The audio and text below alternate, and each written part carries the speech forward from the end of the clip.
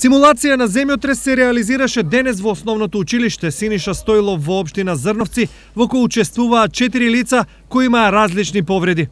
Имавме повреди од типот исекотина на подколеница, скршеница на подлактица, а лице со клиничка смрт и еден од професорите кој имаше паничен напад, со мали греботини. Помош на лицеместо, освен лекар од итната медицинска помош, пружи и противпожарната екипа. Во 10:35 примивме дојава од страна на директорката на училиштето.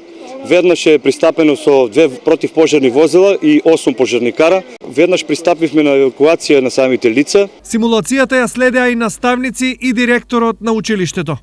Ова акција е од исклучителна важност за нас, бидејќи безбедноста на учениците и на вработените е на прво место.